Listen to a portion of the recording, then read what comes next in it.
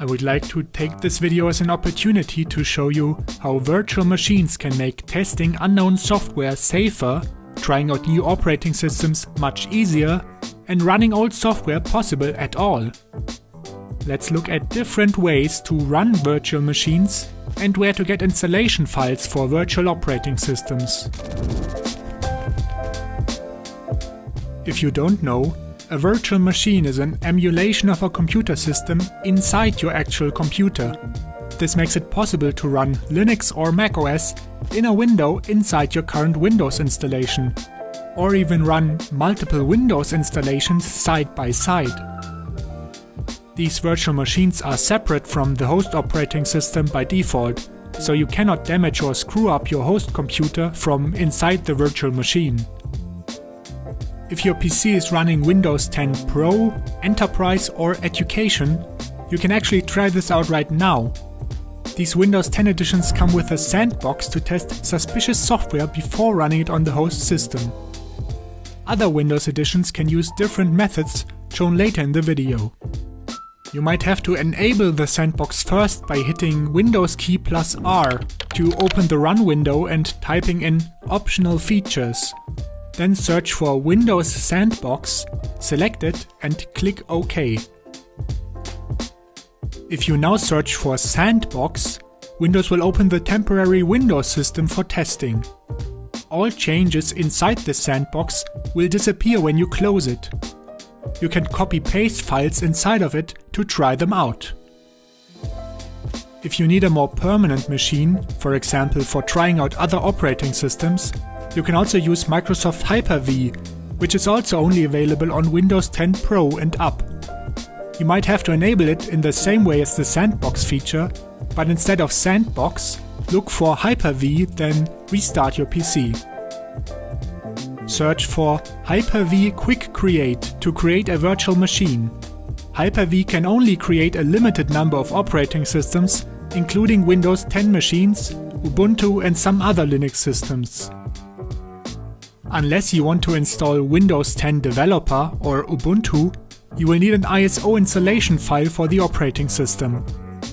You can download ISO files for the latest Windows 10 release directly from the Microsoft website, or if you want to install Debian for example, visit their website and find the ISO download. Otherwise, Hyper-V will download them for you automatically. If you're using a Linux image, deselect the Secure Boot option. When finished, connect to the virtual machine and you will see the usual Windows installation screen. After installation, you can use your virtual machine however you like, although in the long run you will probably need a separate Windows license for this separate machine. Just like on your host system, you can run software and browse the web, but with added security for your host system. It also depends on the hardware of your host system, how well the virtual machine runs and if you can even play simple games. At any time, it's possible to create checkpoints of the virtual Windows machine, which you can then later return to. To create a new checkpoint, right-click on the machine in Hyper-V Manager and click Checkpoint. The new checkpoint will appear below. To return to a checkpoint, right-click the checkpoint and click Apply. If you can't or don't want to use Hyper-V, two other free options are Oracle VirtualBox and VMware Workstation Player. Both can pretty much run any guest operating system, including old Windows versions. You will have to supply the ISO file yourself. I'll show you the basic workflow in VirtualBox, but it works very similar in Workstation Player. Click on New to create a new virtual machine.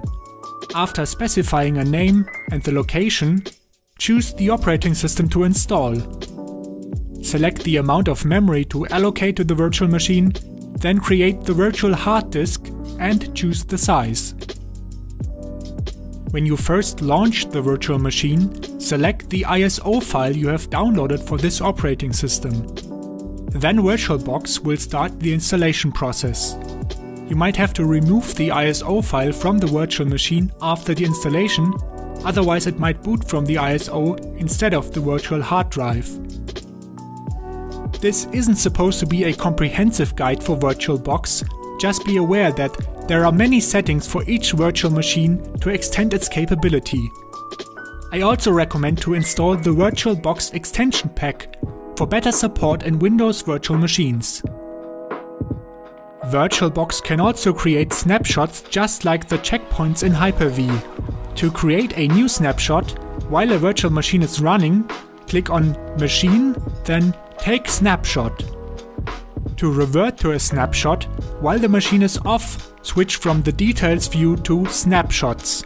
Right-click the snapshot and select Restore. These tips should get you started in the world of virtual machines. And if you need some more ideas, let's say for a high security system, some people install Linux as their host operating system, then use different Windows virtual machines to separate web browsing and working, or you could even create a dual boot system on your host with a Windows installation only for gaming. I hope this was helpful. See you next time.